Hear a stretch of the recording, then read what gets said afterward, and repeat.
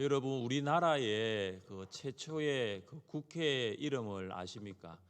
그 우리나라에서 가장 먼저 생긴 국회 이름이 재헌국회라고 부릅니다. 재헌국회는 국민이 직접 투표로 선출된 200명의 국회의원들로 구성된 대한민국 제1대 국회입니다. 이 국회가 재헌국회라고 불리는 이유는 이 국회가 헌법을 제정하였기 때문입니다. 헌법은 국가의 가장 기본 조직에 관한 법입니다. 여러분 헌법을 한번 보셨습니까? 제가 설교를 준비한 헌법을 다 봤는데요. 그 헌법 안에는 보면 영토의 범위가 있고 국민의 자격 요건 그리고 국가기관의 기능과 조직에 대한 내용들이 정해져 있는 법이 헌법입니다. 그래서 헌법은 국가의 형태 여하를 막론하고 동서고금의 어떤 국가에도 다 있는 것이라고 볼 수 있습니다. 그렇다면 이스라엘의 헌법은 무엇일까요?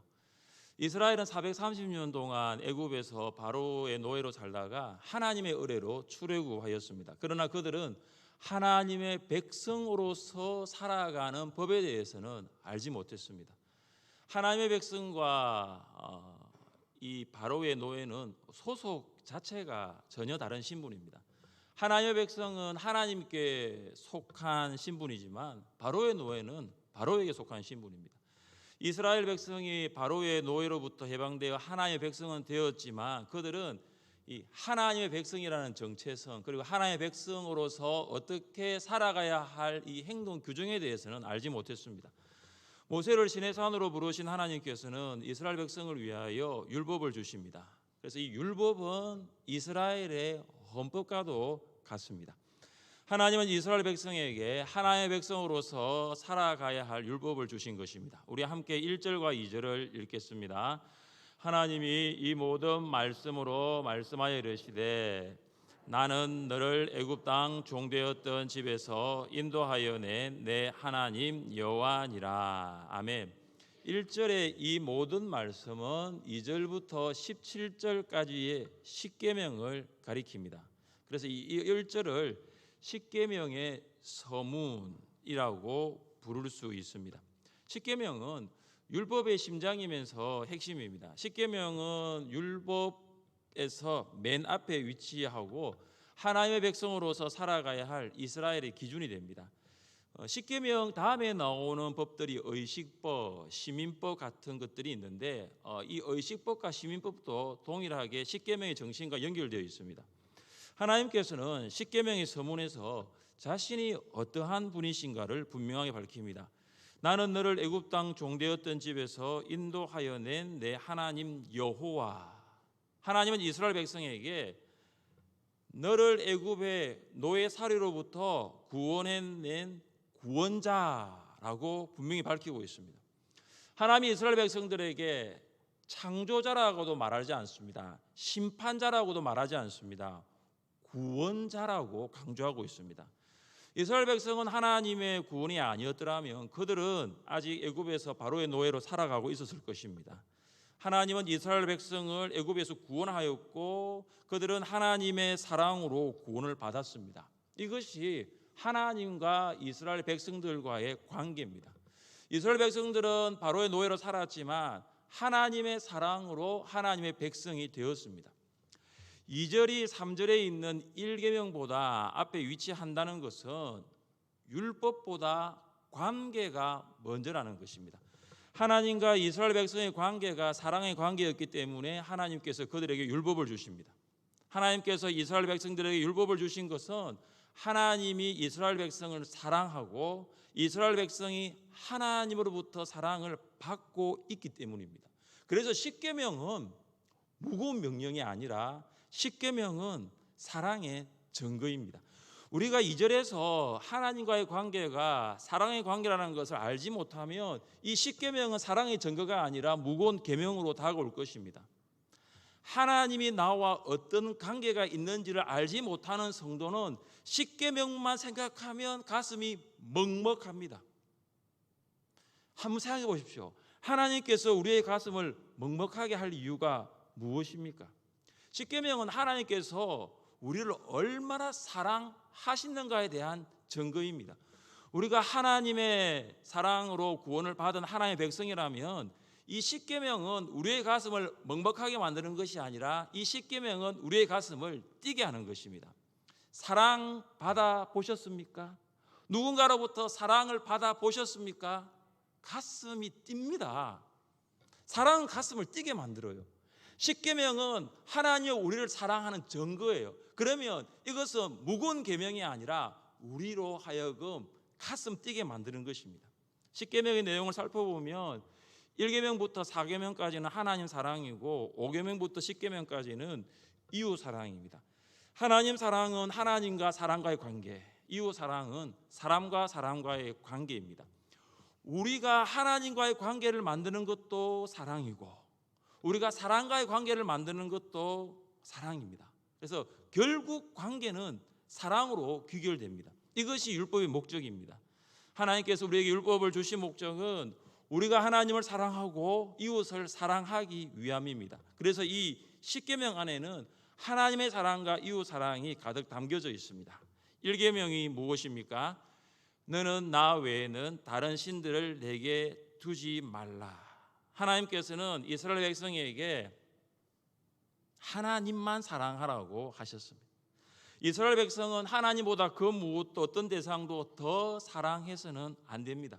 하나님만이 유일한 사랑의 대상입니다. 이스라엘 백성은 애굽에서 온갖 다 신을 숭배하는 환경 가운데 살아왔습니다. 10가지 재앙은 애굽의 신들에 대한 하나님의 공개적인 전투 행위라고 볼 수 있습니다. 하나님께서는 애굽의 신들과 싸우시고 이스라엘 백성에게 승리를 안겨다 주셨습니다. 이스라엘 백성이 앞으로 살아가게 될 가나안 땅도 다 신을 숭배하는 문화 속에서 그들은 살아가게 될 것입니다. 가나안 사람들은 그들의 필요에 따라서 여러 가지 다신들을 숭배했습니다. 농사를 지을 때는 비가 필요했습니다. 그리고 자녀를 낳을 때는 다산의 신이 필요했습니다. 흉년이 들었을 때는 곡물의 신이 필요했습니다. 전쟁을 하러 나갈 때는 전쟁의 신이 필요했습니다. 이 가나안 사람들은 그들의 필요를 채워주는 신들을 숭배했습니다. 그래서 한 명의 가나안 사람이 숭배하는 신이 하나가 아니라 다 신이었습니다. 하나님께서는 이스라엘 백성들이 살아가게 될 이런 환경과 문화를 아신 것입니다. 하나님께서 가나안 사람들이 필요에 따라 숭배하는 여러 가지 신들 중에 하나가 아니라는 것을 말씀하십니다. 나 외에는 신이 없다라는 것입니다. 하나님이 이스라엘의 유일한 신이라는 것입니다. 그래서 하나님은 이스라엘 백성이 오직 나만을 사랑하기를 원했습니다. 1계명 너는 나 외에는 다른 신들을 내게 두지 말라. 여러분 이것은 매우 강한 부정으로 절대적인 금지를 말합니다. 너는 나 외에는 다른 신들을 결코 내게 두지 말라입니다. 오직 하나님만을 사랑하라입니다. 우리가 사랑해야 할 대상은 물질, 쾌락, 지식, 권력이 아닙니다. 우리가 사랑해야 할 대상은 하나님밖에 없는 줄 믿습니다. 오직 하나님만을 사랑하는 여러분 될 수 있기를 주님의 이름으로 축복합니다. 하나님께서는 2계명에서 어떤 신의 형상도 만들지 말라고 하십니다. 우리 함께 4절을 읽겠습니다. 너를 위하여 새긴 우상을 만들지 말고 또 위로 하늘에 있는 것이나 아래로 땅에 있는 것이나 땅 아래 물속에 있는 것의 어떤 형상도 만들지 말며. 이스라엘 백성이 살아갈 가나안 땅에는 동물 모양, 사람 모양을 가지고 만들어진 다양한 신상들이 있었습니다. 그리고 사람들은 그것들을 섬기고 절하였습니다. 비의 신 바알, 다산의 신 아세라, 곡물의 신 다곤, 전쟁의 신 그모스, 이런 가나안의 신들은 모두 형상을 가지고 있습니다. 그들은 필요하니까 신의 형상을 만들었고 그 신을 숭배했습니다. 그래서 하나님께서는 이스라엘 백성들에게 어떤 신의 형상도 만들지 말라고 말씀하십니다. 하나님은 눈에 보이지 않으십니다. 우리는 하나님 눈을 볼 수 없습니다. 하나님은 그 어떤 형상으로도 표현될 수 없습니다. 이스라엘 백성들은 시내산에서 하나님의 목소리만 들었을 뿐 하나님의 형상은 보지 못했습니다. 왜냐하면 하나님은 시각화할 수 있는 분, 하나님은 표현될 수 있는 분이 아닙니다. 사람이 만들 수 있는 신, 사람이 형상할 수 있는 신, 사람이 수량화할 수 있는 신은 더 이상 신이 아닙니다. 하나님은 형상으로 표현될 수 있는 신이 결코 아닙니다. 1계명이 사랑의 대상과 관련된 계명이라면 2계명은 사랑하는 방식과 관련된 계명입니다. 하나님만을 사랑한다면 다른 사랑의 대상을 만들면 안 됩니다. 여러분이 하나님만을 사랑한다면 다른 사랑의 대상을 향해 절하거나 섬기면 안 된다는 것입니다. 절하는 것은 예배하는 것이고 섬기는 것은 노예가 되는 것입니다. 자신의 필요에 따라 신들을 만들었지만 결국은 신들을 예배하게 되고 결국은 신들의 노예가 됩니다.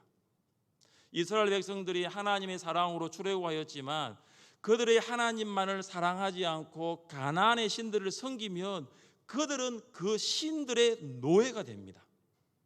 하나님이 이스라엘 백성의 삶을 주관하는 것이 아니라 가나안의 신들이 그들의 삶을 주관합니다. 그래서 농사를 지을 때는 이스라엘 백성들이 바알에게 절을 합니다. 자녀를 낳을 때는 그들은 아세라를 숭배합니다. 추수할 때는 다곤에게 절을 합니다. 전쟁에 나갈 때는 금오수를 숭배합니다. 이스라엘 백성이 하나님만을 사랑하지 않을 때 하나님은 질투하십니다. 하나님은 이스라엘 백성이 하나님만을 사랑하기를 원하십니다. 하나님은 그들이 하나님 외에 다른 대상을 더 사랑하고 절하고 섬기는 것을 결코 원하지 않습니다. 하나님이 질투하시는 이유는 하나님이 이스라엘 백성을 사랑하기 때문입니다. 여러분, 사랑하지 않으면 질투하지 않습니다. 사랑하기 때문에 질투하는 것입니다. 하나님은 우리가 하나님만을 사랑하기를 원하십니다. 그래서 하나님은 이렇게 약속하십니다. 나를 미워하는 자의 죄를 갚되 아버지로부터 아들에게로 3, 4대까지 이르게 하거니와 나를 사랑하고 내 계명을 지키는 자는 천대까지 은혜를 베푸느니라. 하나님보다 다른 대상을 더 사랑하는 것은 곧 하나님을 미워하는 것입니다. 하나님보다 다른 대상을 더 사랑하는 것은 뭐냐 하면 죄라고 말합니다. 죄는 하나님을 사랑하지 않는 것입니다. 하나님을 사랑하지 않는 것은 곧 하나님을 미워하는 것입니다. 여러분은 하나님을 미워하지 않는다라고 말할 수 있을 것입니다. 그러나 하나님을 사랑하지 않는 것이 곧 하나님을 미워하는 것입니다. 그리고 하나님을 미워하는 것은 곧 죄입니다. 하나님은 하나님을 미워하는 자와 사랑하는 자에 대한 상벌을 분명히 하고 있습니다. 하나님을 미워하는 자에게는 3, 4대까지 벌을 내리시고 하나님을 사랑하는 자는 천대까지 상을 베푸십니다. 하나님은 부모가 하나님만을 사랑하지 않고 우상을 섬기면 후손이 그 죄값을 치르겠다고 하시지만 부모가 하나님만을 섬기고 그 계명을 지키면 천대까지 은혜를 베푸시겠다고 약속하십니다. 이것이 하나님의 사랑입니다. 죄를 갚는 것은 3, 4대에 이르지만 은혜를 베푸시는 것은 무려 천대까지입니다. 그러니까 십계명은 우리를 속박하기 위한 굴레가 아니라는 것입니다. 십계명은 사랑의 징표입니다. 우리가 하나님을 사랑하고 우리가 하나님을 예배하고 우리가 하나님을 섬기면 하나님은 내가 천대까지 복을 주겠다는 것입니다. 내가 천대까지 은혜를 베풀겠다는 사랑의 증표입니다. 3계명은 무엇입니까? 우리 함께 7절을 읽겠습니다. 너는 내 하나님 여호와의 이름을 망령되게 부르지 말라. 여호와는 그의 이름을 망령되게 부르는 자를 죄 없다 하지 아니하리라. 아멘. 3계명은 하나님의 이름을 망령되게 부르지 말랍니다. 하나님의 이름을 함부로 쓰지 말라. 하나님의 이름을 오남용하지 말라라는 것입니다. 우리 이름 안에 우리의 성품과 인격이 있듯이 하나님의 이름 안에도 하나님의 본질과 능력, 하나님의 인격과 성품이 있습니다. 이스라엘 백성은 하나님의 이름으로 거짓 맹세함으로 하나님의 이름을 욕되게 해서는 안 됩니다. 사람들은 자신의 신실함과 굳은 결심을 나타내는 표시로 하나님의 이름을 오용합니다.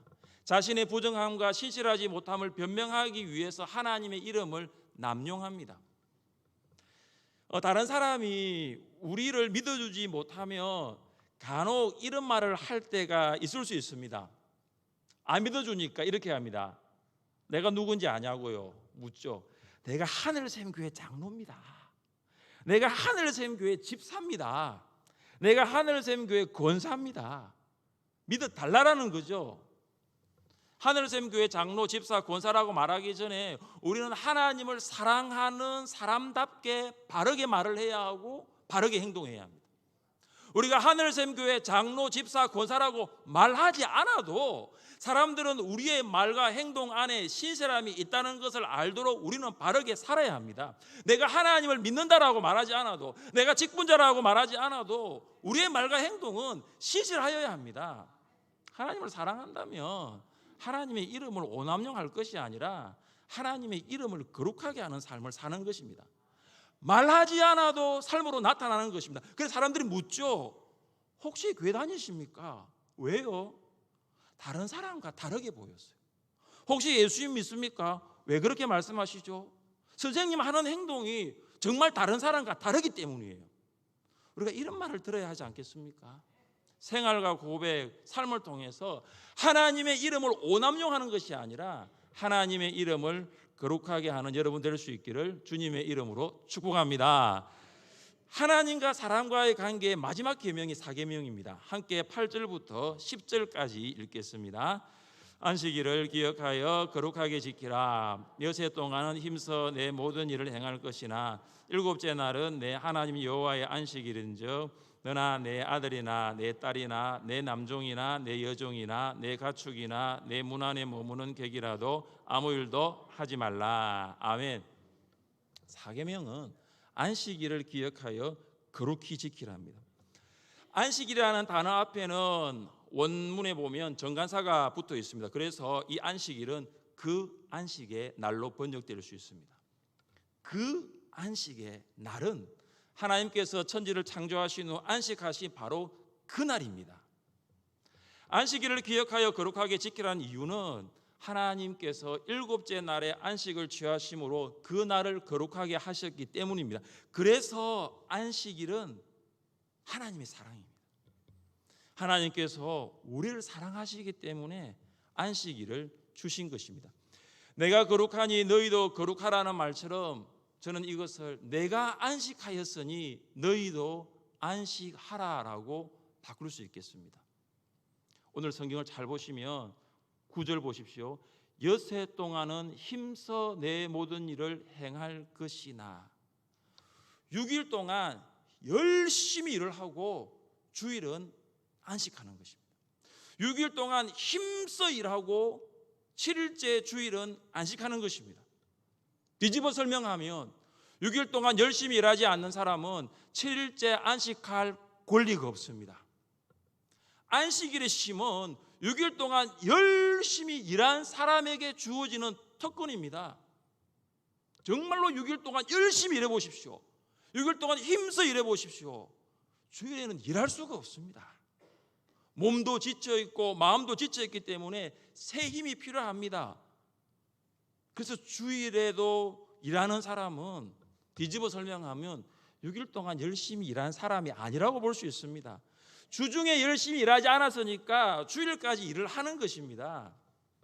사람들은 주일까지 일을 해야 살아갈 수 있다고 합니다. 그러나 하나님께서는 6일 동안 열심히 일한 사람의 삶을 책임지겠다고 말씀하십니다. 내가 너희들의 필요를 공급하겠다고 말씀하십니다.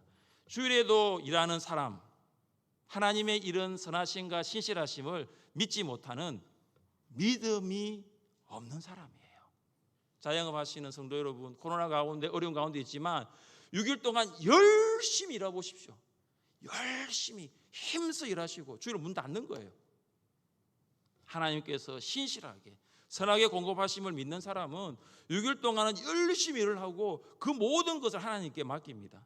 주일은 하나님께서 나를 얼마나 사랑하시는가를 기억하는 날이에요. 주일은 내가 하나님으로부터 받은 그 사랑으로 하나님을 예배하는 날입니다. 주일은 모든 일을 멈추고 하나님과 함께 보내는 날입니다. 사랑하는 성도 여러분, 하나님께서 우리를 사랑하셔서 주신 십계명, 우리도 하나님을 사랑함으로 이 계명들을 지킬 수 있기를 바랍니다.